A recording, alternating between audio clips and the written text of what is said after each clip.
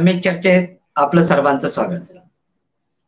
रोजच्या प्रमाणे एका नवीन विषयावर आणि आगळ्या वेगळ्या विषयावर आज आपण चर्चा करतोय. चर्चा अतिशय गंभीर आणि भयंकर आहे. मित्रहो, हा भुकेशी संबंधित असा विषय आहे. नुकताच ग्लोबल हंगर इंडेक्स हा अहवाल प्रकाशित झालेला आहे आणि त्या जागतिक भूक निर्देशांक मध्ये भारताचा जो क्रमांक आहे तो 116व्या देशामध्ये 101 वा आहे. म्हणजे थोडक्यात विचार केला तर जगामध्ये आपण सगळ्यात मागे आहेत. कशाच्या संदर्भात? तर प्रगतीच्या संदर्भात. आणि हा भूक निर्देशांक आपल्या एकूण भारतामध्ये जी सामाजिक आणि आर्थिक परिस्थिती आहे त्याला इंडिकेट करणारा आहे, त्याला निर्देशित करणारा आहे. आणि आजपर्यंत राजकारण्यांनी काहीही केलेलं नाहीये. 70 वर्षात आजही 2 वेळचं अन्न मिळणारी संख्या ही जवळपास 125 करोड आहे, हे स्पष्ट केलेलं आहे. आता याच्यामध्ये आरोप प्रत्यारोप झाल्यानंतर बऱ्याच गोष्टीचा सरकारने उलगडा करण्याचा प्रयत्न केलाय आणि त्यातून जे ग्लोबल इंडेक्सच्या संदर्भामध्ये, हंगर इंडेक्सच्या संदर्भामध्ये जे परिमाण आहेत ते लावण्यामध्ये कुठेतरी कमतरता पडलेली आहे असं सरकारचा आरोप आहे. मित्रहो, जेव्हा जागतिक स्तरावर हे निश्चित झालेलं आहे की भारत 101 वा क्रमांकावर आहे, तर त्याची काय कारणं आहेत हे शोधून घेण्यासाठी किंवा याच्यावर संशोधन करण्यासाठी आपण आज हा विषय चर्चेला घेतलेला आहे. भूक निर्देशांक आणि भारत अतिशय महत्वाचा विषय आहे. तेव्हा माझी सर्व प्रेक्षकांना विनंती आहे की आपण हा व्हिडिओ जास्तीत जास्त लोकांपर्यंत शेअर करावा आणि लोकांपर्यंत या विषयाच्या संदर्भात जाणीव व्हावी, त्यांच्यामध्ये जागृती व्हावी, हा प्रयत्न आपण करावा. आपल्याला कल्पना आहे की मागच्या वर्षी म्हणजे 2020 ला हा क्रमांक होता 94. त्याची आधीची आकडेवारी जरी बघितली तर ती सुद्धा 100च्या वरच आहे. म्हणजे 70 वर्षामध्ये हा आकडा जरा इथे स्थिर होत असेल तर यामध्ये सरकारची अनास्था किंवा सरकारची जी काही लोकांच्या प्रती जी काही भावना आहे ती योग्य नाही आहे.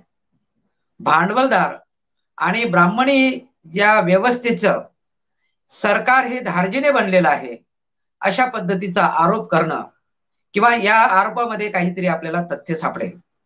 मित्रहो, शेजारचा देश जेव्हा आपण त्यांना हिणवतोय, पाकिस्तान असेल, नेपाळ असेल, बांगलादेश असेल, हे तीनही देश आपल्यापेक्षा प्रगतिशील आहेत हे यावरून सिद्ध केल्या गेलेलं आहे.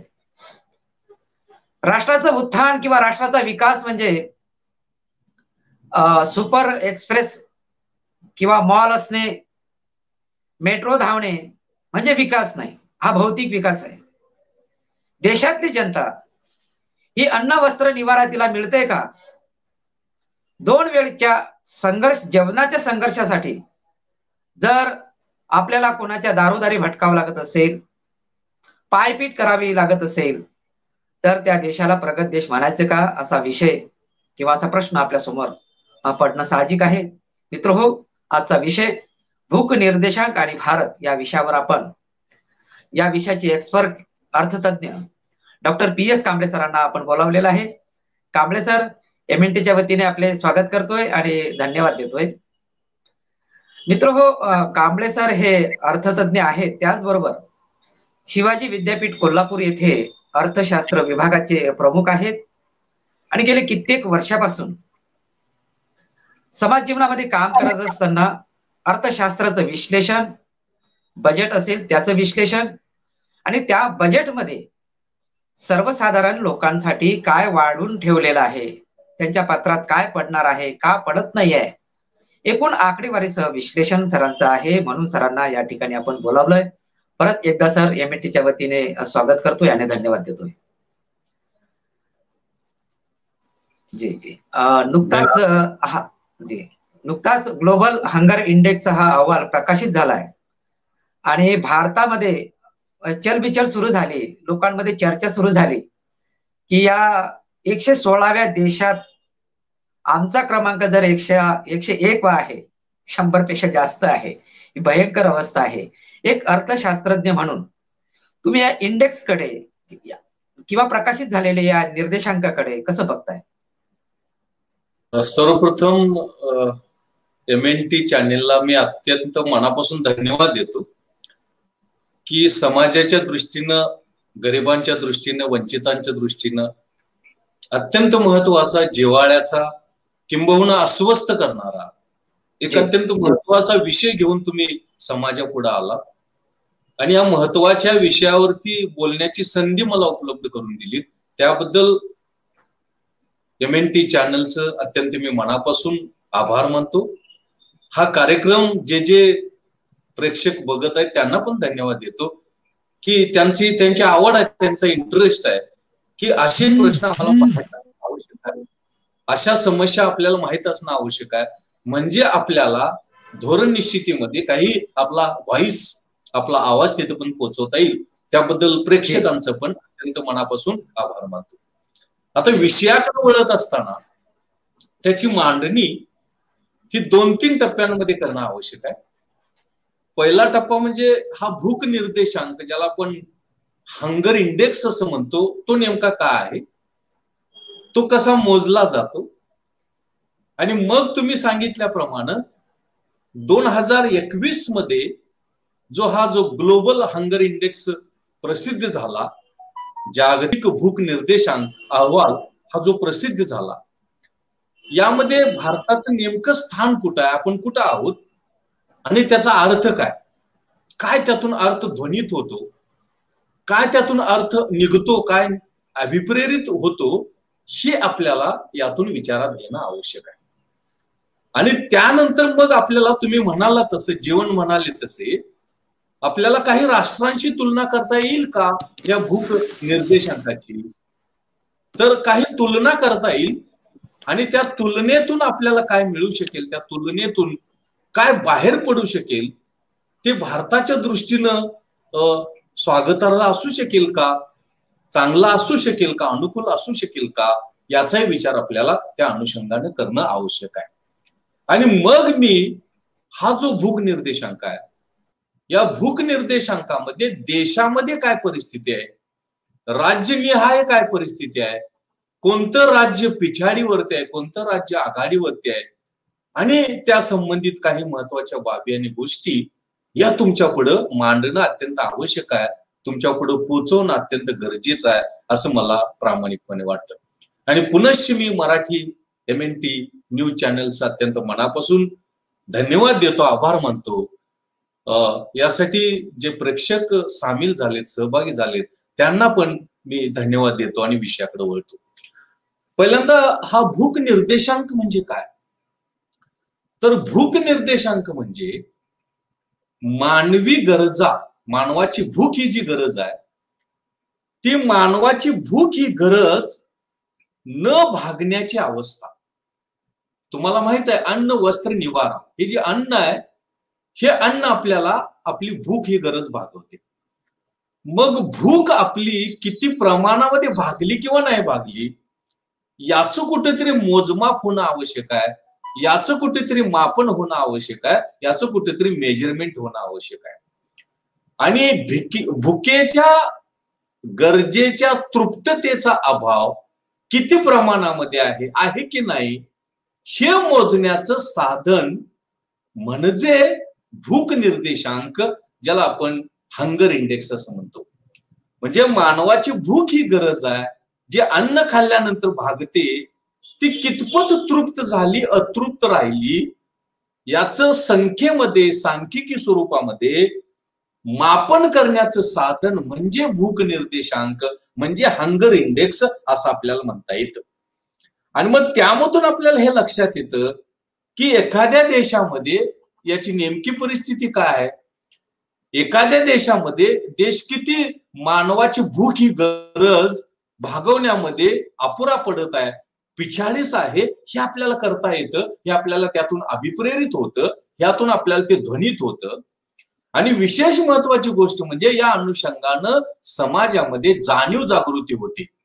आणि ही जाणीव जागृती निर्माण करण्याचं काम करणारं हे साधन किंवा मापक म्हणजे आपल्याला भूक निर्देशांक, हंगर इंडेक्स असं आपल्याला म्हणता येईल.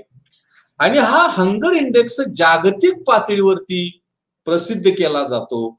आणि त्यामधून प्रामुख्यानं कोणता देश गरीब आहे, कोणता देश मानवाची भूक ही गरज भागवू शकत नाही, तो किती प्रमाणामध्ये भागवू शकतो, अजून किती प्रमाणामध्ये भागवणं आवश्यक आहे, यासारख्या अनेक प्रश्न आणि उपप्रश्नांची उकल करण्यामध्ये या भूक निर्देशांकाची मदत होते, हंगर इंडेक्सची मदत होते असं आपल्याला म्हणता येईल.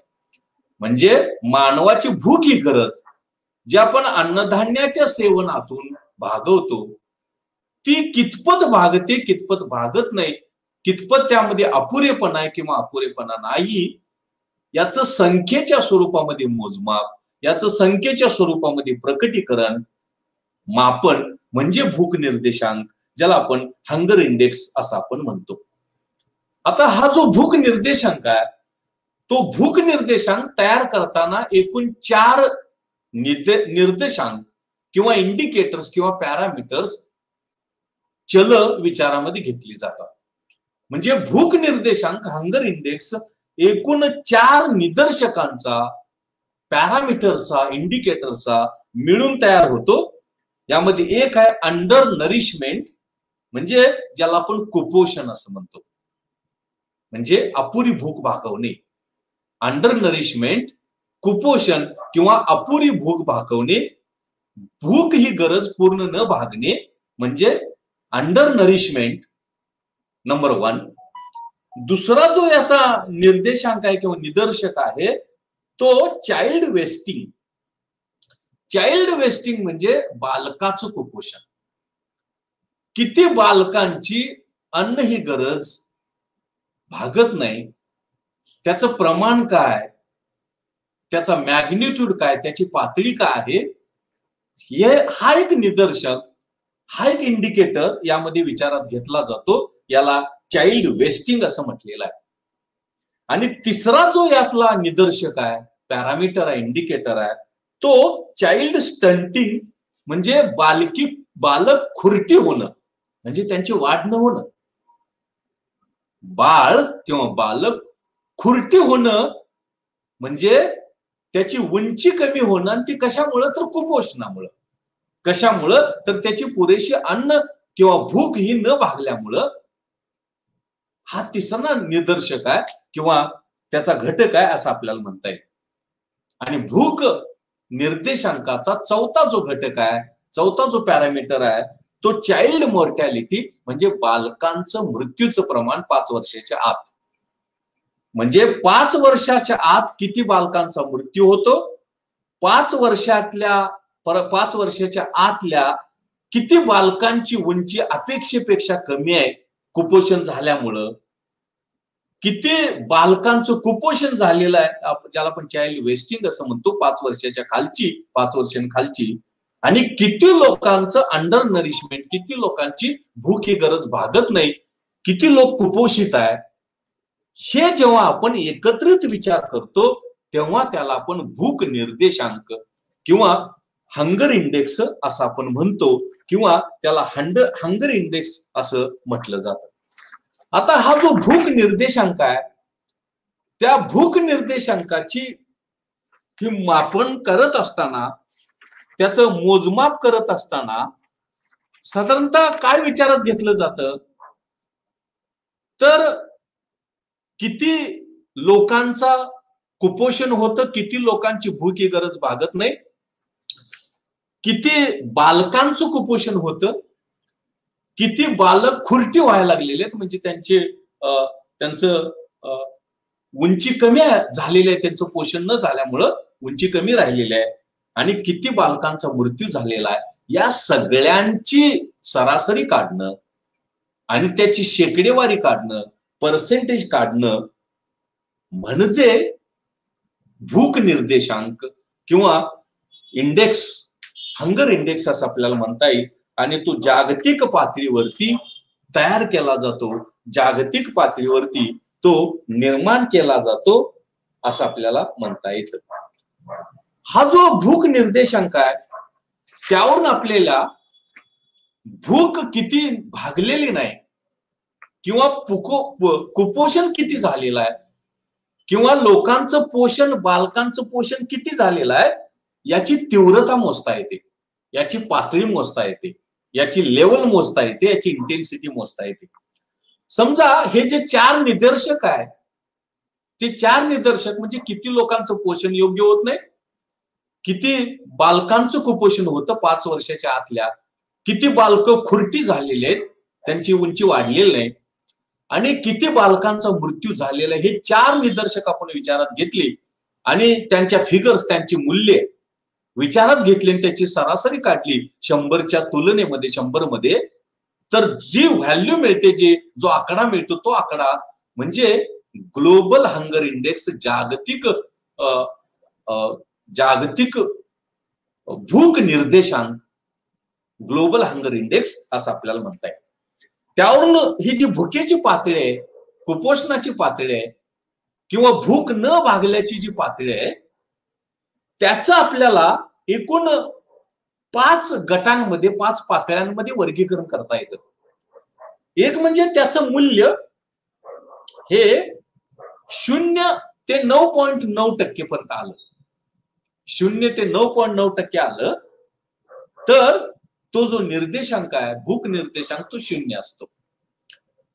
जर तो 10 ते 19.9 पर्यंत असेल तर तो मॉडरेट आहे, म्हणजे मध्यभागी आहे, म्हणजे फार घातक नाही, फार धोकादायक नाही असं आपल्याला म्हणता येतं.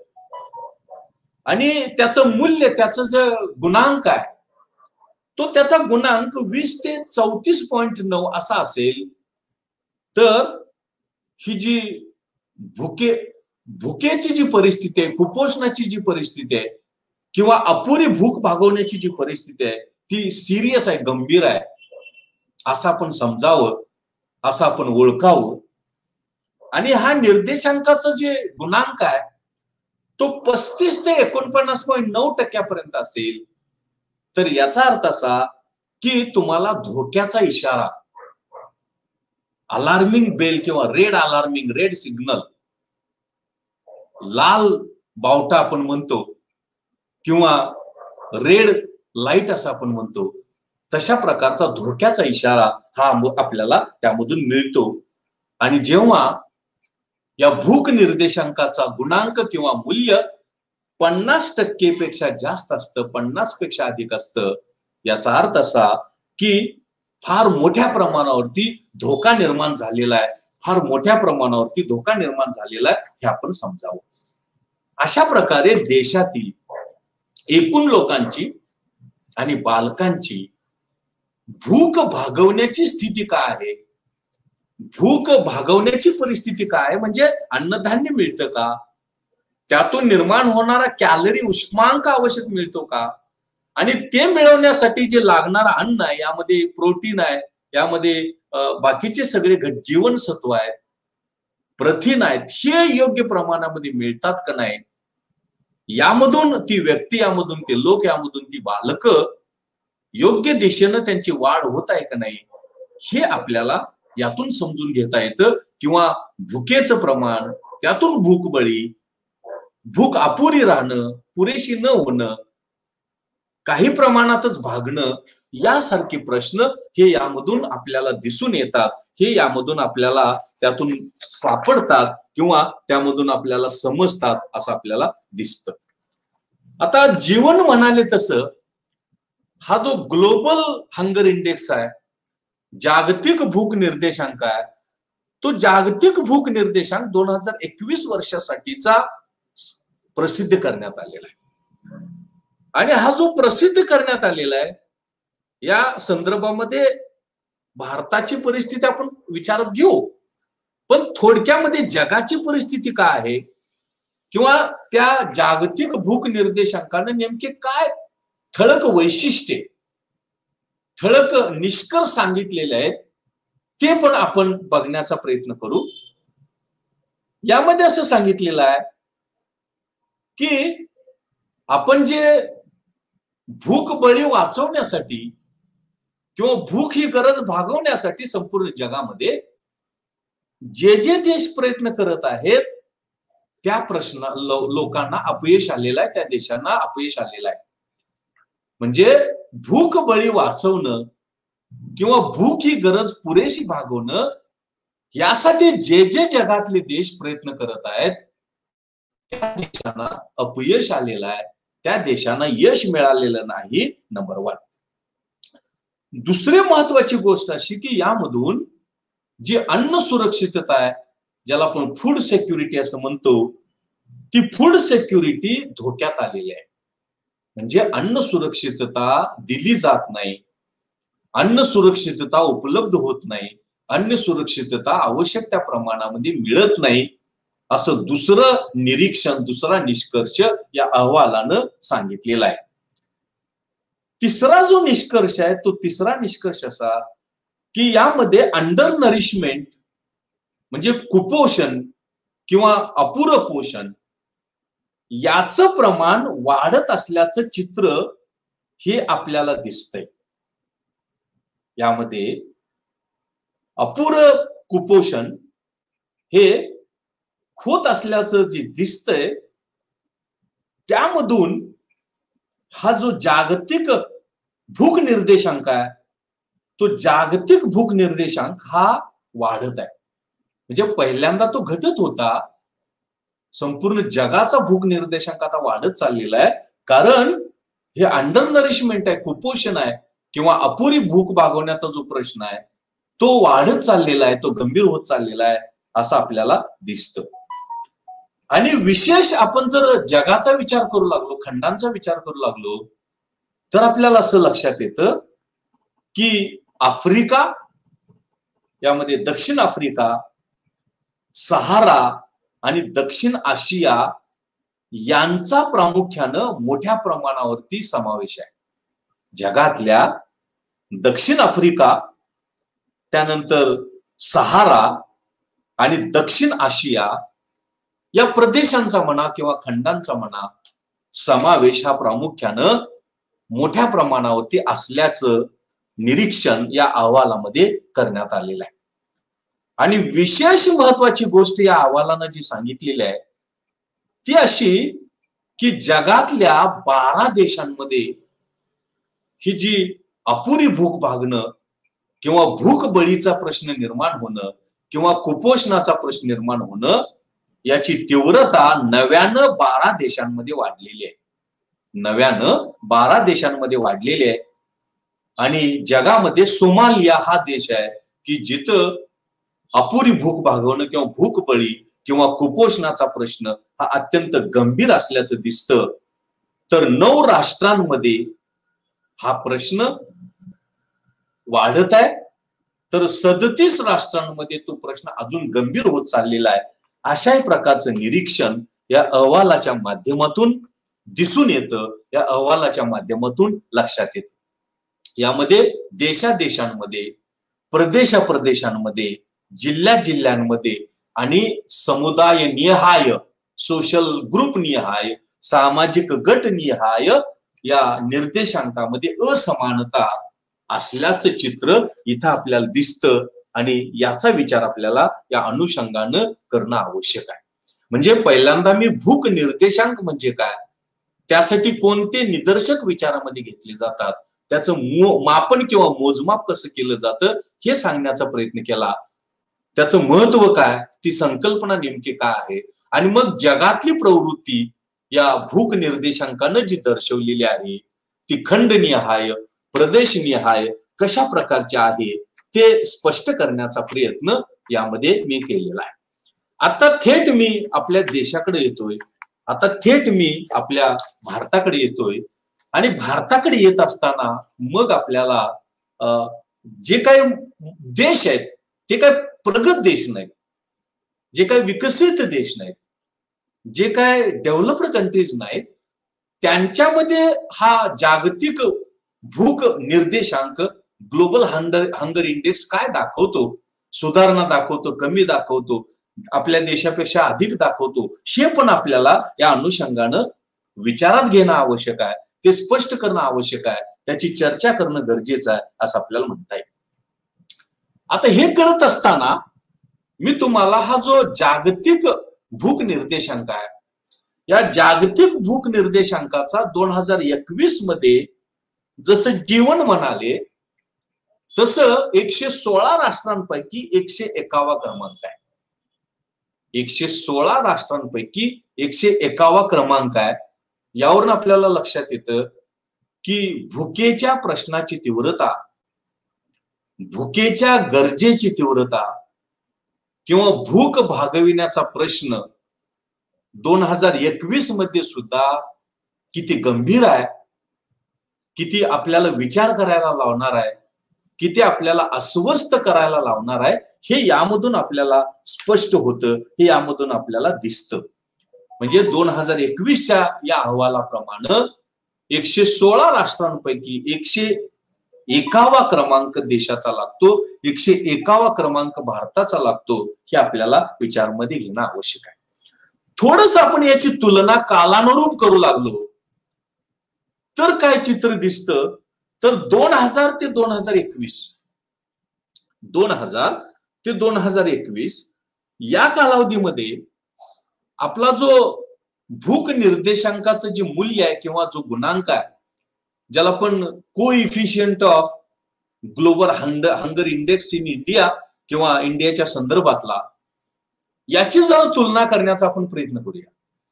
आणि मग या तुलनेतून आपल्याला असं लक्षात येतं की 2021 मध्ये आपलं जे मूल्य होतं हे ग्लोबल हंगर इंडेक्स गुणांकाचं, ते मूल्य हे आपल्याला 27.8 म्हणजे 27.8% एवढं होतं असं आपल्याला दिसतं. आता हे आपल्याला या जागतिक भूक निर्देशांकाची ज्या पातळ्या आहेत, भिन्न भिन्न पातळ्या, म्हणजे तो प्रश्न गंभीर आहे का, गंभीर आहे का नाही, तो प्रश्न आहे की नाही, त्याची तीव्रता का आहे, कमी आहे का जास्त आहे, या चौकटीमध्ये आपण जर त्याचं कंपॅरिझन किंवा त्याचं परीक्षण मूल्यमापन करण्याचा प्रयत्न करू लागलो तर काय चित्र दिसतं ते आपण बघू. आणि मी मगाशी सांगितल्याप्रमाणे एकूण 5 स्लॅब्स आहेत, एकूण 5 पातळ्या आहेत, एकूण 5 कसोट्या आहेत किंवा 5 तीव्रता आहेत. यामध्ये हा प्रश्न कमी पातळीवरती असणं, हा प्रश्न मॉडरेट म्हणजे मध्यम पातळीवरचा असणं, हा प्रश्न गंभीर असणं, हा प्रश्न धोक्याचा इशारा दाखवणारा असणं आणि हा प्रश्न धोक्याची अत्युच्च पातळी गाठलेला असणं, ही 5 वर्गीकरण, या 5 पातळ्या आहेत आपल्याला. आणि या 5 पातळ्यांमध्ये आपण बघूया की 2021चा हा जो निर्देशांक आहे, त्याचं जे मूल्य आहे, त्याचा जो गुणांक आहे, तो गुणांक नेमका कुठं बसतो ते आपण बघण्याचा प्रयत्न करू. आणि मगाशी मी सांगितल्याप्रमाणे 2021च्या या जागतिक भूक निर्देशांकाचं जे मूल्य आहे, जो गुणांक आहे, तो 27.8 आहे. मग तो 27.8 बसतो कुठं, तर सिरियस म्हणजे गंभीर, जे तिसरी पातळी आहे. जेव्हा गुणांक 20 ते 34.9 यामध्ये बसतो तेव्हा भुकेची जी समस्या आहे, ती भुकेची समस्या गंभीर आहे असं आपण समजा. आणि मग आपल्याला असं लक्षात येतं की 2021 मध्ये भारताच्या भूक समस्येची तीव्रता गंभीर आहे, भुकेची समस्या गंभीर आहे. आणि मग जरासं आपण पाठीमागे गेलो तर काय चित्र दिसतं, एकतर 2021 मध्ये ते गंभीर आहेच, पण मागं जर गेलो तर मागं आपल्याला काय चित्र दिसतं ते आपण बघूया. 2000 मध्ये हा जो ग्लोबल हंगर इंडेक्स आहे, हा जो जागतिक भूक निर्देशांक आहे, त्याचं मूल्य होतं 38.8. ते मूल्य 2006 मध्ये होतं 42.37.4 आणि नंतर ते 28.8 झालं. म्हणजे तुम्हाला लक्षात येतं की पहिल्यांदा ते अलार्मिंग होतं, म्हणजे धोक्याची घंटा दाखवणार होतं, पण धोक्याचा इशारा थोडासा आपण नियंत्रित करत आलो आणि मग आता मात्र ही समस्या गंभीर व्हायला लागलेली आहे, सिरियस व्हायला लागलेली आहे असं आपल्याला दिसतं. याचा अर्थ काय?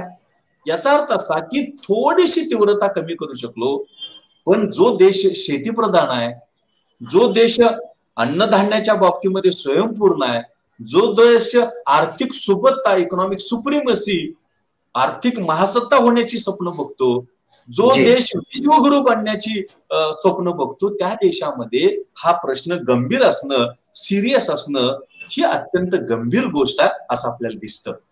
म्हणजे आज आपल्याला असं लक्षात येईल की 2021चा जो हा जागतिक हा जो हंगर म्हणजे भूक निर्देशांकाचं मूल्य थोडंसं कमी झालेलं असलं तरी सुद्धा ती समस्या गंभीर आहे. म्हणजे धोक्याच्या इशाऱ्याकडून गंभीरतेकडे गेलेलं आहे, अगदी किरकोळ बदल झालेला आहे, पण ही समस्या फार गंभीर असणं आपल्यासारख्या देशाला, की ज्या देशामध्ये हरित क्रांती झाली, त्या देशामध्ये शिक्षण पद्धती आशिया खंडामध्ये महत्वाची आहे, मोठी आहे, जो देश जागतिक महासत्ता व्हायचा प्रयत्न करतोय, ज्या देशामध्ये तंत्रज्ञान प्रगतीला अत्यंत महत्व दिलं जातं, ज्या देशाचं स्वप्न हे $5 ट्रिलियन कडे जाण्याचं आहे, तर मग त्या देशामध्ये हा प्रश्न सुटण्याऐवजी किंवा इव्हन तो मध्यम पातळीवरती राहण्याऐवजी तो सिरियस आहे, तो गंभीर आहे. ही बाब गंभीररित्या आपण घेणं आवश्यक आहे असं आपल्याला वाटतं. तुमच्याकडं जी सर, तुम्ही अर्थशास्त्रज्ञ म्हणून याचं विश्लेषण केलेलं आहे, आकडेवारीचं तुम्ही स्पष्ट केलेलं आहे. परंतु भारताचा जो काही भूक निर्देशांक आहे त्याची नेमकी काय कारण आहे? समाजशास्त्रीय दृष्टिकोनातून त्याला काही कंगोरे आहेत का, किंवा समाजशास्त्रीय दृष्टिकोनातून तुम्ही याच्याकडे कसं बघताय? अतिशय महत्वाचा प्रश्न तुम्ही विचारला. ही जी भुकेची जी समस्या आहे, ती भुकेची समस्या त्याचं आर्थिक दृष्टिकोनातून, सामाजिक दृष्टिकोनातून आणि नैतिक दृष्टिकोनातून सुद्धा त्याचं विवेचन, विश्लेषण करणं आवश्यक आहे. आणि यासाठी मी एक संदर्भ देतो तुम्हाला की अमर्त्य सेन यांनी फॅमिली अँड पॉवर्टी नावाचा एक ग्रंथ लिहिलेला आहे. आपल्याला माहित आहे की अमर्त्य सेन हे अर्थशास्त्रातले नोबेल पारितोषिक विजेते आहेत. आणि हे नोबेल पारितोषिक विजेते ते डॉक्टर बाबासाहेब आंबेडकर यांना आपलं गुरु मानतात अर्थशास्त्राचा, इकॉनॉमिक्सचा. आणि त्यांनी फॅमिन अँड पॉवर्टी, दुष्काळ आणि गरिबी नावाचा फार प्रसिद्ध असा ग्रंथ लिहिलेला आहे, संशोधनावरती आधारलेला ग्रंथ लिहिलेला आहे.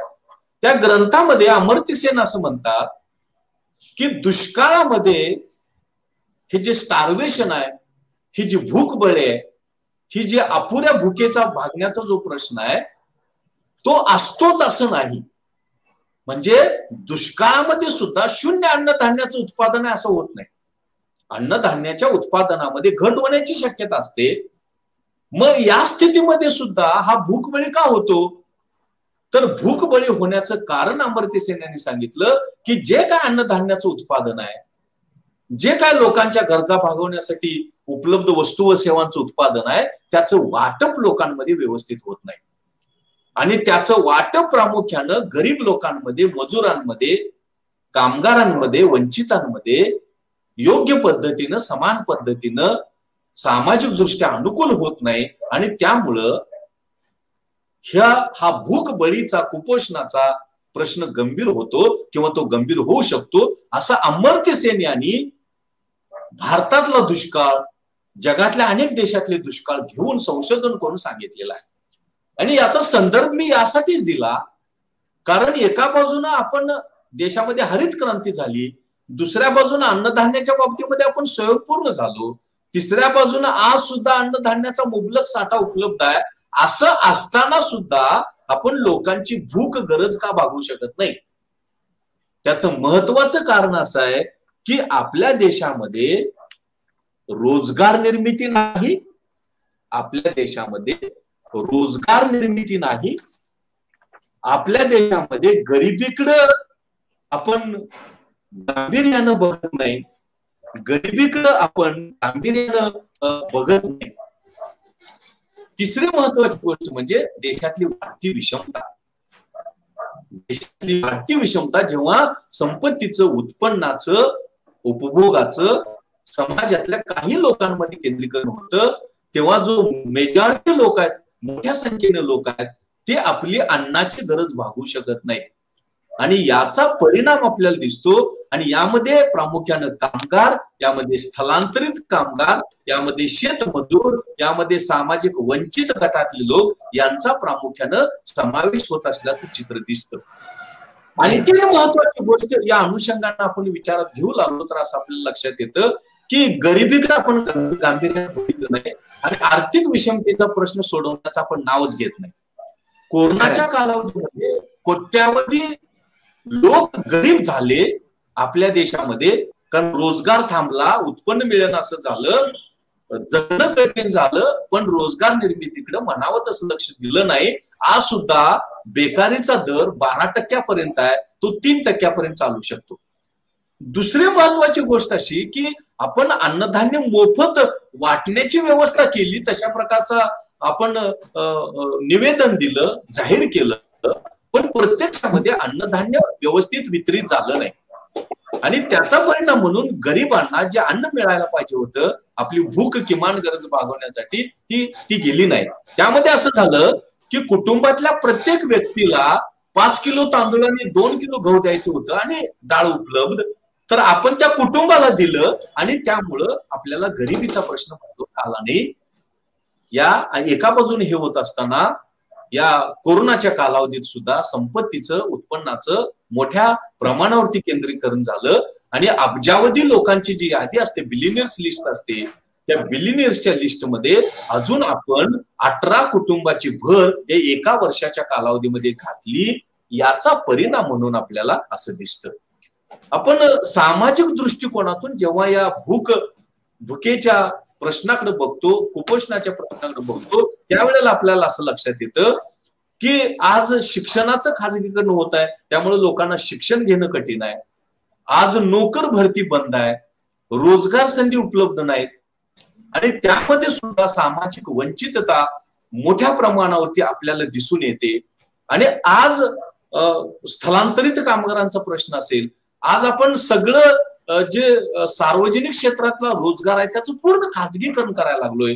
रेल्वे खाजगी, बँका भविष्यामध्ये एक पण बँक असणार नाही, सगळ्या उद्योगांचं खाजगीकरण केलेलं आहे. आपण सार्वजनिक क्षेत्रातल्या ज्या मत्ता आहेत, ऍसेट्स आहेत, त्याचं डिमॉनिटायझेशन, त्याचं ऍसेट मॉनिटायझेशन करायला लागलोय. म्हणजे ती विकून किंवा चालवायला देऊन पैसे घ्यायला लागलोय. मग मुंबईचं विमानतळ असेल किंवा अजून कुठलं काय असेल, हे सगळं चाललेलं आहे. भविष्यामध्ये रेल्वे खाजगी चालत आहेत. यामध्ये सगळ्या मेट्रो खाजगी आहे. यामध्ये तेजस नावाची रेल्वे गुजरात मधून महाराष्ट्रामध्ये मुंबईमध्ये येते, खाजगी आहे. आणि ज्या वेळेला मोठ्या प्रमाणावरती आपण खाजगीकरण करतो, त्यावेळेला आपली अर्थव्यवस्था मुक्त अर्थव्यवस्थेकडे वाटचाल करते. त्यावेळेला सरकारची भूमिका ही मर्यादित राहते, सरकारची भूमिका ही कमी कमी होत जाते. आणि जेव्हा खाजगी क्षेत्र असतं तेव्हा खाजगी क्षेत्र गरिबांचा विचार करू शकत नाही. खाजगी क्षेत्र गरिबांना रोजगार उपलब्ध करून द्यावा असा विचार करत नाही. खाजगी क्षेत्र लोकांना उत्पन्न द्यावा असा विचार करत नाही. खाजगी क्षेत्र मला नफा कसा मिळू शकेल, मी कसा गब्बर होऊ शकेल, मी कसा उत्पन्न संपन्न होऊ शकेल, याचा परिणाम म्हणून आपल्याला हे जे कुपोषण किंवा भूक अपुरी भागवणं म्हणा किंवा भूक बळीची समस्या म्हणा, ही समस्या गंभीर आहे, सिरियस आहे, हे आपल्याला दिसतं. आता जगातले छोटे देश की जे गरीब आहेत, या देशांपेक्षा सुद्धा आपली प्रगती ती सुमार आहे, ही भूकबळी किंवा कुपोषण नियंत्रणाची. आणि तो महत्वाचा मुद्दा हा तुमच्या पुढे मांडणं आवश्यक आहे. आता चीन हा काय प्रगत देश नाही, चीन हा आशिया खंडातला देश आहे, तो प्रगत नाही. तर चीन हा या जागतिक भूक निर्देशांकामध्ये 1 2 3 4 5व्या क्रमांकावरती. तो काय विकसित देश नाही, तो काय प्रगत देश नाही. आपल्याला काय तिथं कुठली राजवट आहे, तिथली धोरणं काय त्याचा नाही. आपण लोक म्हणून सेंट्रिक म्हणून विचार करतो, तो 5व्या क्रमांकावरती. याच्यापेक्षा जर पुढे आपण गेलो, थायलंड सारखा देश किती आहे? थायलंड सारखा देश हा 53व्या क्रमांकावरती आहे. थायलंड काय प्रगत नाही, थायलंड मध्ये काय आधुनिकता नाही, तंत्रज्ञान नाही. काही शिक्षणाचा फार प्रगती झाल्या असं नाही, पण तो या 21व्या या अहवालामध्ये तो 53व्या क्रमांकावरती. त्यानंतर ओमान हा आखाती देश आहे. पेट्रोल शिवाय तिथं काही मिळत नाही, पेट्रोल डिझेलच्या खाणे. तो ओमान हा 55व्या क्रमांकावरती आहे. दक्षिण आफ्रिका तो प्रगत देश, दक्षिण आफ्रिकेमध्ये तो 60व्या क्रमांकावरती आहे. श्रीलंका बेट आहे, पूर्वीचा भारताचाच भाग आहे. श्रीलंका या 21व्या अहवालाप्रमाणे 65व्या क्रमांकावरती आहे. आपण 101 वर कुठं आणि श्रीलंका 65 वर कुठं, याची तुलना ही जर आपण केली तर आपण किती पॅसिव्ह आहे, आपण किती डिस्मल आहोत, आपण किती कॅज्युअली घेत आहोत याची कल्पना आपल्याला येऊ शकेल. फिलिपाईन्स केवढा देश आहे? फिलिपाईन्स या अहवालामध्ये 68व्या क्रमांकावरती आहे. बांगलादेशाला आपण लस दिली, बांगलादेशाला पण अन्नधान्य देतो, अजून काय काय देतो. हा बांगलादेश 76व्या क्रमांकावरती आहे. आणि इंडोनेशिया बेटच आहे, तो 73व्या क्रमांकावरती आहे. केनिया, इराक हे 86 क्रमांकावरती आहेत. आणि आपला जवळचा मित्र पाकिस्तान तो 92व्या क्रमांकावरती आहे. याचा अर्थ काय? ही गोष्ट आपल्याला मान्य करावी लागेल. पाकिस्तानशी तुलना करता, श्रीलंकेशी तुलना करता किंवा ओमानशी तुलना करता आपली प्रगती जास्त आहे. आपल्याला तर महासत्ता व्हायचा आहे, आपल्याला तर $5 ट्रिलियन निर्माण करायचा आहे, आपल्याला तर इकॉनॉमिक सुप्रिमसी करायचं, विश्वगुरु व्हायचं आहे.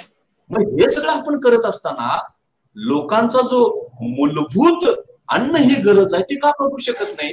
आणि आज हा भूक निर्देशांकाची चर्चा जागतिक पातळीवरती होण्याचं कारण असं की 2030 पर्यंत आपल्याला सस्टेनेबल डेव्हलपमेंट गोल्स, चिरंतन विकासाचं उद्दिष्ट साध्य करायचं आहे. आणि या चिरंतन विकासामध्ये 2030 पर्यंत आपलं 0 भूक बळीची संख्या, कुपोषणाची संख्या 0 पर्यंत न्यायची आहे. आणि आता हा जर 21चा जर आपण क्रमांक बघितला 151 आणि आपलं जर मूल्य बघितलं ते 27.5%, की ते गंभीर आहे, सिरियस आहे. मग आता हा आपला 2021 आता संपत म्हणा, आता राहिलेत 8 ते 9 वर्ष. 8 ते 9 वर्षामध्ये आपण 0 हंगर करणार का, 0 गरिबी करणार का, हा गंभीर प्रश्न आहे. आणि म्हणून मला असं वाटतं की जीवन तुम्हाला खूप धन्यवाद देतो की अत्यंत गंभीर प्रश्न तुम्ही चर्चेला घेतलेला आहे आणि समाजापर्यंत पोहोचवण्याचं अत्यंत मौल्यवान समाज प्रबोधनाचं काम तुम्ही आणि हे MNT चॅनल करत आहे. खूप धन्यवाद मी तुम्हाला देतोय अनुषंगानं, कारण ही फार गंभीर गोष्ट आहे. 0 गरिबी पाहिजे, 0 कुपोषण पाहिजे 2030 ला, आणि वर्षे शिल्लक आहेत 9. आपण 75 वर्षामध्ये केलं नाही, 75 वर्षामध्ये आपण करू शकलो नाही, ते 9 वर्षामध्ये करणार का? आणि अन्नधान्य पुरेसं आहे, उत्पन्न वाढत चाललेलं आहे, दरडोई उत्पन्न अधिक आहे, आणि म्हणतो आशिया जगातली शिक्षण व्यवस्था आपल्याकडे आहे. मग असं असताना सुद्धा आपण ही भूक बळी, कुपोषण, भूक गरज भागवण्यामध्ये आपण अयशस्वी का ठरतोय, आपण अपयशी का ठरतोय, याचा विचार अत्यंत गांभीर्यानं करायला पाहिजे, गंभीर करायला पाहिजे. इथं होत असलेले दंगली, इथं होत असलेलं धार्मिक तेढ, इथं होत असलेलं ताणतणाव, इथं होत असलेले जात वर्ण वर्ग हे संघर्ष, हे सुद्धा यासाठी जबाबदार आहेत. याचाही विचार आपल्याला, इथलं हे धार्मिक राजकारण, इथलं धर्माचं तेढ वाढवणारे वेगवेगळ्या प्रकारचे हे पॉलिटिकल पार्टीचे अजेंडा, याही गोष्टींचा विचार आपल्याला गांभीर्याने विचार करायला पाहिजे. आणि जे काय असेल ते संविधानाच्या चौकटीमध्ये, कॉन्स्टिट्यूशनच्या चौकटीमध्ये, सेक्युलरपणे, निधर्मीपणे, स्वातंत्र्य, समता, बंधुता या चौकटीमध्ये आपण करायला पाहिजे. तर आणि तरच आपल्याला खऱ्या अर्थानं भारत म्हणून ओळख मिळू शकेल, खऱ्या अर्थानं सामाजिक कल्याण करणारा देश म्हणून. खऱ्या अर्थानं भूक ही मूलभूत गरज आहे. Food is a necessity, it is a basic want. ती जर भागवण्यामध्ये आपण 75 वर्षामध्ये यशस्वी होत नसू तर काय अत्यंत गंभीर प्रश्न आहे. आणि धोरणकर्त्यांनी, राजकीय पक्षांनी, सामाजिक चळवळींनी, संघटनांनी आणि जबाबदार नागरिकांनी अत्यंत गांभीर्यानं त्याकडे बघायला पाहिजे असं मला वाटतं. तुमच्याकडे जीवन. सर, तुम्ही गांभीर्याने त्याच्याकडे बघितलं पाहिजे आणि ती जबाबदारी विशेषतः तुम्ही सामाजिक राजकीय ज्या संघटना आहेत त्यांच्यावर तुम्ही सोपवलेली आहे. राज्य आणि केंद्र याला मोठ्या प्रमाणात जबाबदार आहे आणि लोक कल्याणकारी राज्याची जी काही संकल्पना मांडल्या गेलेली होती की त्याच्यामध्ये आर्थिक आणि सामाजिक विषमता असू नये. आपला कोणता असा कृती आराखडा आपल्याला निर्माण करावा लागेल की ज्यातून आपल्याला ही जी काही भयंकर आणि भयावह अवस्था आहे त्यातून आपल्या एकूण देशातल्या लोकांना बाहेर काढता येईल. कारण याचे जे बळी आहेत ते SC ST OBC आणि धार्मिक अल्पसंख्याक जे आपला मूलनिवासी बहुजन समाज आहे आणि तोच या भुकेला बळी पडलेला आहे आणि याला सर्वस्वी सरकार जबाबदार आहे. तुम्ही हे एकूण जे विश्लेषण केलेलं आहे 75 वर्षामध्ये आम्हाला मिळालेलं नाही आहे आणि पुढे जर हेच सरकार राहत असतील, काँग्रेस असेल भाजप असेल, ह्या दोन्हीही नाण्याच्या एकच बाजू म्हणजे एकाच नाण्याच्या दोन्ही बाजू आहेत. ते आम्ही काय केलं पाहिजे, आमचा कोणता कृती आराखडा असला पाहिजे आणि सत्तेत असेल तर ह्या गोष्टी सगळ्या शक्य आहेत. एकूण सामाजिक आणि राजकीय स्तरावर आमचे काय प्रयत्न असले पाहिजेत, आम्हाला आमची जनता वाचवायची आहे. अत्यंत महत्वाचा आणि गंभीर प्रश्न जीवन तुम्ही विचारलाय. जे खरं म्हणजे 75 वर्षामध्ये आपण ते नियंत्रित करण्यामध्ये यशस्वी व्हायला पाहिजे होतो.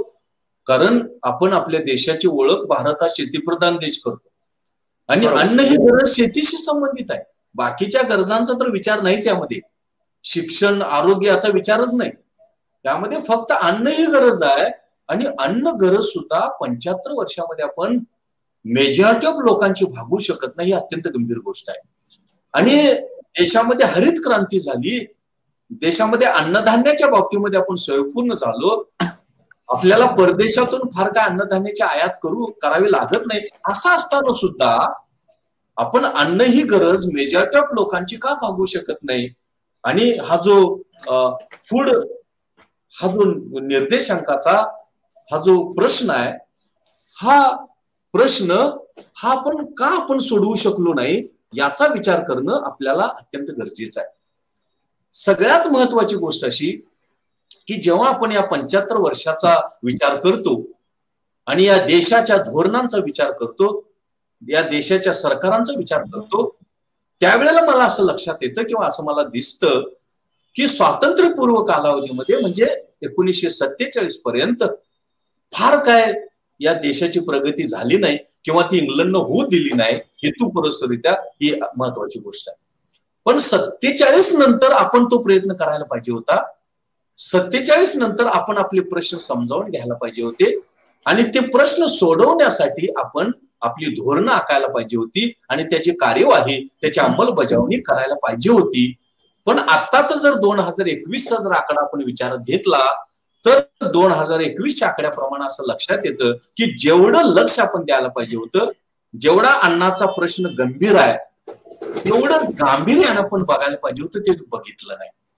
1947 ते 2021 या 75 वर्षाचा विचार करत असताना त्याचे काही टप्पे पाडता येतील आपल्याला. 47 ते 50, 51 ते 90, 91 ते 21, त्यामध्ये पुन्हा विचार करता येईल आपल्याला. पुन्हा 91 ते 14 आणि 14 ते 21 या टप्प्यांमध्ये आपण विचार करू लागलो. 47 ते 50 फार काय साध्य झालं नाही. नुकतंच आपल्याला स्वातंत्र्य मिळालं, फार काय माहिती नव्हतं म्हणा किंवा फार काय त्या दृष्टीनं आपण नियोजन केलं नाही, विचार केला नाही. पण 51 नंतर मात्र आपण थोडं गंभीर झालो. 51 ते 56 पहिली पंचवार्षिक योजना राबवली आणि शेती विकासाला प्राधान्य दिलं. दुसऱ्या योजनेमध्ये उद्योग विकासाला प्राधान्य दिलं आणि अशा प्रकारे परिस्थिती हळूहळू सुधरत चालली, होत गेली आपल्याला दिसतं. आणि आपण हे करत असताना संविधानाच्या चौकटीमध्ये करण्याचा प्रयत्न केला. मिश्र अर्थव्यवस्था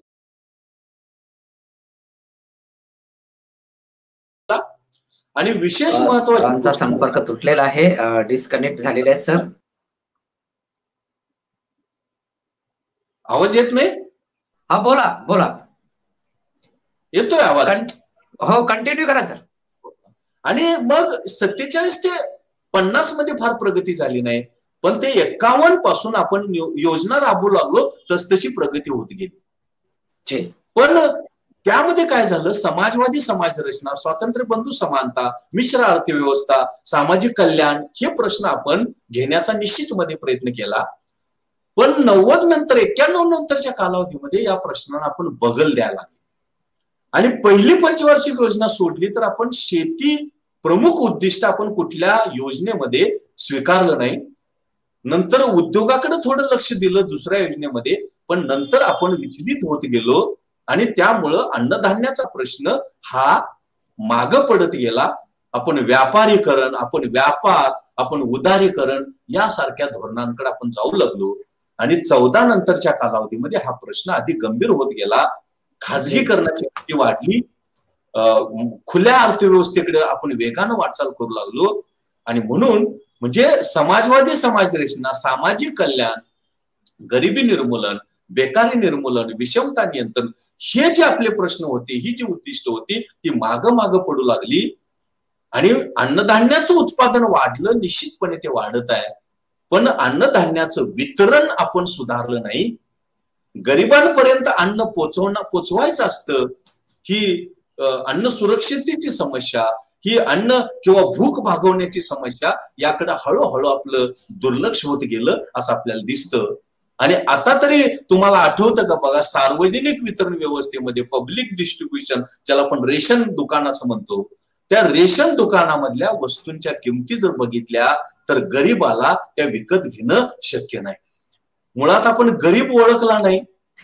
47 रुपये शहरात दिले तर तो गरीब नाही आणि 32 रुपये खेड्यात दिले तर गरीब नाही. ही चुकीची गरिबीची रेषा, दारिद्र्याची रेषा आपण निश्चित केली आणि तशा प्रकारची धोरणं निश्चित करून अंमलबजावणी करण्याचा प्रयत्न केला. त्यामुळे मोठा गरीब भाग हा धोरणातून आणि धोरणाच्या लाभांपासून बाजूला पडला आणि त्यामुळे हा जो अन्न भागवण्याचा, हा जो भूक भागवण्याचा प्रश्न आहे त्याकडं दुर्लक्ष होत गेलं. अन्नधान्याचं उत्पादन वाढलं, मात्र अमर्त्य सेन जसं म्हणाले तसं वितरण, त्याचं वाटप जे समान पद्धतीनं, योग्य पद्धतीनं, ज्याला आवश्यक आहे त्या पद्धतीने करणं आवश्यक होतं, ते करता आलं नाही. आणि दुर्दैवाची गोष्ट म्हणजे आपण आपल्या देशामध्ये रोजगार निर्मितीकडे लक्ष दिलं नाही. त्यामुळं बेकारीचा प्रश्न गंभीर झाला. 2016-17ला बेकारीचा दर फक्त 6.2% होता. हा गेल्या 50 वर्षातला सगळ्यात जास्त होता आणि आता 2019-20 मध्ये तो 25% गेला आणि आता सध्या लेटेस्ट ऑक्टोबर 2021 मध्ये तो 12% आहे. आणि जेव्हा गरिबीचा प्रश्न, हा बेकारीचा प्रश्न वाढत जातो, रोजगार निर्मिती घटत जाते, गरिबीचा प्रश्न हा गंभीर होत जातो, तेव्हा अशा अन्न सुरक्षिततेचा, अशा गरिबीच्या, या भुकेच्या बळीचा, कुपोषणाचा प्रश्न हा अधिकाधिक गंभीर होत जातो असं आपल्याला दिसतं. म्हणजे आपली खुल्या बाजार व्यवस्थेकडे होत असलेली वाटचाल, सरकारचं मागे पाय काढून घेण्याचं धोरण, रोजगार निर्मितीकडे दुर्लक्ष, वाढती बेकारी, गरिबीचं बघण्याचं दृष्टिकोन आणि धोरण आपलं अत्यंत अप्रभावी, अत्यंत अयशस्वी, या सगळ्याचा एकत्रित परिणाम म्हणून आपल्या देशामध्ये अन्न सुरक्षितता कायदा आहे, फूड सिक्युरिटी ऍक्ट आहे, त्यामध्ये तरतुदी पण चांगल्या आहेत आणि अन्नधान्याचं उत्पादन पण पुरेसं आहे, पण त्याचं वाटप ज्या लोकांसाठी व्हायला पाहिजे होतं, ज्या गरिबांसाठी व्हायला पाहिजे होतं, ते झालं नाही. आणि गरिबांची उत्पन्न क्षमता नाही, खरेदी शक्ती नाही ती विकत घेऊन खाण्यासारखं. आणि याचा परिणाम म्हणून प्रामुख्यानं जे सामाजिक वंचित घटक आहेत, यामध्ये अनुसूचित जाती, जमाती, भटके, अल्पसंख्याक, सामाजिक दृष्ट्या बहुजन, मागास बहुजन या सगळ्यांचा समावेश आहे. आणि त्यामुळं या धोरणाचे, या व्यवस्थेचे, या निर्णयाचे बळी ठरले असं आपल्याला दिसतं. या संदर्भातला आणखीन एक महत्वाचा मुद्दा सांगतो, जेवण तुमच्याकडे येतो. आपण राष्ट्र पातळीवरचं चित्र बघितलं, देश राज्य पातळीवरचं काय चित्र आहे, ते राज्य पातळीवरचं पण जरा चित्र बघणं गरजेचं आहे, ते पण फार गंभीर आहे. आणि आपल्या देशामध्ये देश पातळीवरचा हा निर्देशांक मोजला गेला आणि तो राज्यनिहाय मोजला गेला, राज्यनिहाय मोजला गेला आणि तो 2009 मध्ये मोजला. थोडासा जुना आहे कारण अजून आपण गंभीर झालो नाही, त्यातनं काही धडा घेतला नाही. 21 घेणं तर आवश्यक आहे, पण राज्यनिहाय काय परिस्थिती आहे 2009 नंतर आपण हा निर्देशांक मोजला नाही. हा जो हंगर इंडेक्स आहे तो राज्यनिहाय मोजला नाही, 2009 ला मोजला. पण या 2009च्या या निर्देशांकानं डोळ्यात अंजन घालावं अशा प्रकारचे लेसन्स, अशा प्रकारचं मार्गदर्शन ते केलेलं आहे, ते आपण विचारात घेतल्याचं मला दिसत नाही. ती नेमकी परिस्थिती काय हे तुम्हाला मी सांगण्याचा प्रयत्न करतो. म्हणजे राज्यनिहाय सुद्धा ही भूक बळीची किंवा कुपोषणाची समस्या किती गंभीर आहे, किती ती गांभीर्यानं विचारामध्ये घ्यायला पाहिजे, यातून आपल्याला ते लक्षात येईल किंवा त्याकडे आपल्याला लक्ष देता येईल असं आपल्याला म्हणता येतं. हा जो राज्यनिहाय जो गरिबीचा निर्देशांक, हा भुकेचा निर्देशांक मोजला गेला 2008 मध्ये, तो जागतिक भूक निर्देशांकाच्या आधारेच मोजला, थोडा बदल केलाय त्यामध्ये. एकूण 17 राज्यांच्या संदर्भामध्ये तो मोजलेला आहे. आणि या 17 राज्यांच्या संदर्भामध्ये मोजत असताना जी परिस्थिती आपल्याला यामधून लक्षात येते ती परिस्थिती फार गंभीर आहे. पहिली परिस्थिती अशी की ज्या देशामध्ये या भूक निर्देशांक कमी आहे किंवा भुकेचा प्रश्न नाही असं एकही राज्य आपल्याला सापडलं नाही. या 17 राज्यांपैकी भुकेचा प्रश्न नाही, hunger problem is no there, अशा प्रकारचं एकही राज्य मिळालं नाही. दुसरे महत्वाचे मॉडरेट म्हणजे मध्यम पातळीवरची भुकेची समस्या असं पण राज्य मिळालं नाही. बघा 17 राज्यामध्ये एकमेव राज्य मिळालं नाही की जिथं अजिबातच तो प्रश्न नाही किंवा मध्यम पातळीवरचा प्रश्न नाही असं आपल्याला दिसलं नाही. ज्याला आपण सिरियस असं म्हणू, गंभीर म्हणू, की भुकेची संख्या, कुपोषणाची संख्या किंवा भूक न भागण्याची संख्या गंभीर असलेली आपल्याला एकूण 4 राज्य मिळतात.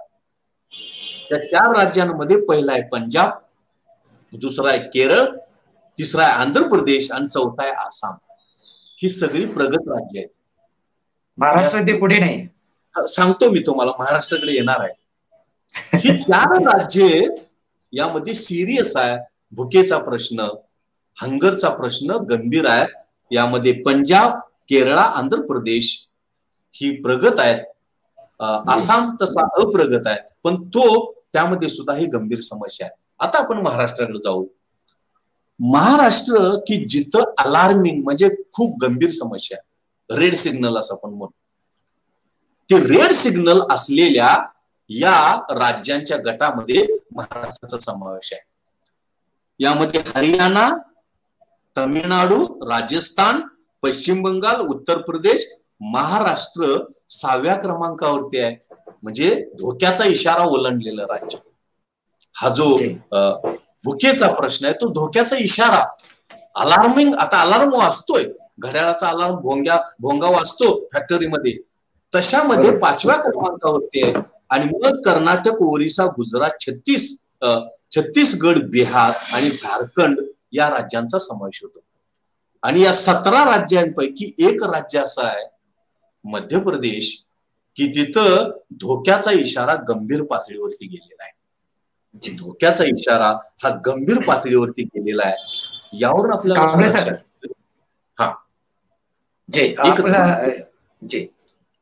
यावरून असं लक्षात येतं की देश पातळीवरती हा प्रश्न धोक्याचा इशारावरती, गंभीरतेवरती गेलेला आहे. राज्यनिहाय परिस्थिती त्याच्या पुढं वाईट आहे. राज्यनिहाय परिस्थिती त्याच्या पुढं वाईट आहे. एकही राज्य आपल्याला दिसत नाही की जिथं हा प्रश्न नाही. एकही राज्य आपल्याला दिसत नाही की तिथं मध्यम पातळीवरचा हा प्रश्न आहे. सगळी राज्य गंभीर, अतिगंभीर ओलांडलेली आहेत. या दृष्टीनं राज्यांनी काय धडा घेतला या 2009च्या India hunger index across the states राज्यनिहाय, याचा प्रश्न आज आपल्याला धोरणकर्त्यांना, शासनाला विचारणं आवश्यक आहे असं मला वाटतं. तुमच्याकडे सर, विषय आपला खूप गंभीर आणि त्या गंभीर विषयाची माहिती सुद्धा तुम्ही अतिशय गंभीर सांगितलेली आहे. आकडेवारीसह हे सिद्ध केलेलं आहे की जागतिक स्तरावर भारताची काय स्थिती आहे. आणि जेव्हा आंतरिक आम्ही जेव्हा शोध घेतोय तेव्हा इथे सुद्धा प्रत्येक राज्यामध्ये तीच अवस्था आहे. आणि ज्याला आम्ही पुरोगामी महाराष्ट्र म्हणतोय, फुलेशाह आंबेडकरांचा महाराष्ट्र म्हणतोय, आणि इथे समतावादी आणि वेगवेगळ्या चळवळी चालतायत, आणि प्रत्येक राज्याचा मुख्यमंत्री हा दावा करतोय, हे सगळं कसं या कुठल्याही पॅरामीटर्स मध्ये बसत नाहीये. आणि त्यामुळेच ही अवदसा आणि एकूण गंभीर परिस्थिती मित्र हो या ठिकाणी झालेली आहे. सर, प्रेक्षक तुम्हाला बघतात, शेवटचा 1 मिनिट असेल आपल्याकडे, काय संदेश देणार? मला असं वाटतं की आपण 5 ट्रिलियन इकॉनॉमीकडे जरूर जावं. निश्चितपणे आपण 5 ट्रिलियन US इकॉनॉमीचं ध्येय बघावं, उद्दिष्ट बघावं. जगाचा विश्वगुरु होण्याचं पण उद्दिष्ट बघावं. पण पहिल्यांदा मूळ जे प्रश्न आहेत, या देशाचे मूलभूत जे सामाजिक आर्थिक प्रश्न आहेत, ते प्रश्न अग्रक्रमाने विचारात घ्यावेत. यामध्ये हा भूक बळीचा किंवा कुपोषणाचा प्रश्न हा गांभीर्याने घ्यावा. आज अन्नधान्याचं मुबलक उत्पादन आहे. फूड कॉर्पोरेशन ऑफ इंडियामध्ये अन्नधान्याचं उत्पादन साठवण्याचा प्रश्न आहे, सोडून जाण्याचा प्रश्न आहे. या स्थितीमध्ये सुद्धा हा भूक ही गरज भागत नाही. ही फार मोठी वाईट गोष्ट आहे, लाजिरवाणी गोष्ट आहे. आणि म्हणून माझं मत आहे की पहिली प्रायोरिटी भुकेचा प्रश्न कसं सोडवता येईल यासाठीचं धोरण निश्चित करावं, सेपरेट धोरण निश्चित करावं, ताबडतोब निश्चित करावं. यामध्ये बळी कोण आहे, की कुपोषणाचे बळी कोण आहेत? त्यामध्ये शेड्यूल कास्ट आहे, शेड्यूल ट्राईब आहे, ओबीसी आहे, त्यामध्ये भटके आहेत, त्यामध्ये सामाजिक वंचित घटक आहेत. यांना अग्रक्रमानं त्याचे लाभ द्यावेत आणि त्या भूक बळी कुपोषणापासून बाजूला काढावं. आणि विशेष महत्वाची गोष्ट म्हणजे यासाठी लागणाऱ्या खर्चाची आवश्यक ती तरतूद करावी, ही एका बाजूला करावं. कारण शेवटी माणूस जगतो म्हणजे नुसतं अन्न खाल्ला म्हणजे पुरेसं नाही, पण अन्न पहिली गोष्ट आहे, पहिली आवश्यक बाब आहे, त्याला अग्रक्रम द्यावा.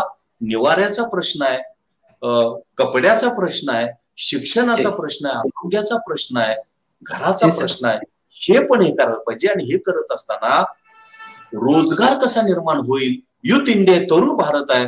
एपीजे अब्दुल कलाम सर म्हणायचे की भारत हा तरुणांचा देश आहे आणि या तरुणांचा देशामध्ये इंजिन ऑफ ग्रोथ आहे, प्रगती गतिमान करण्याचं साधन आहे.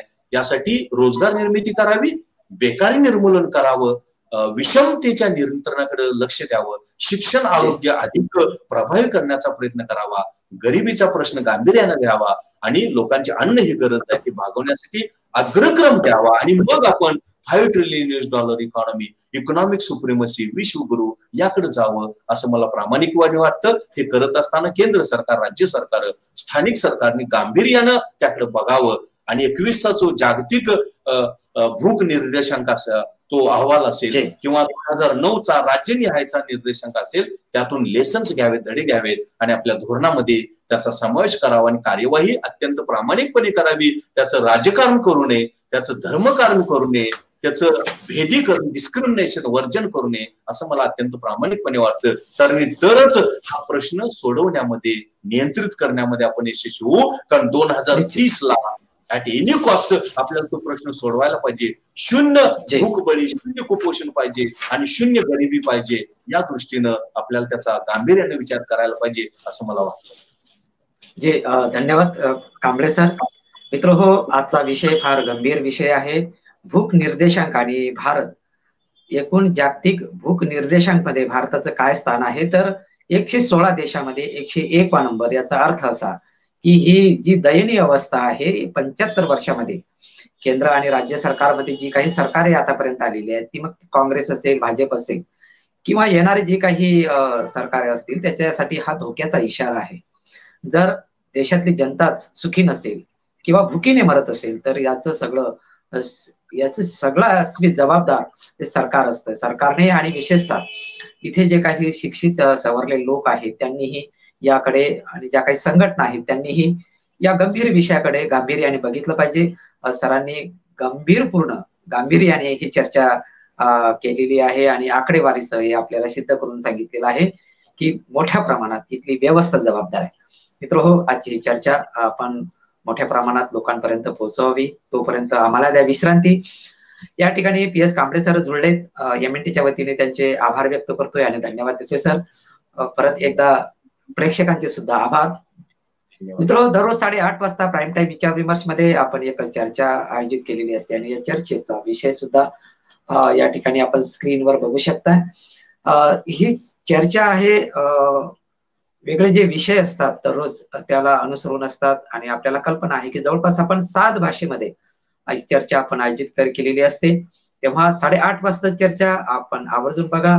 तोपर्यंत आम्हाला द्या विश्रांती. परत उद्या भेटूया एका नवीन विषयाचं. धन्यवाद.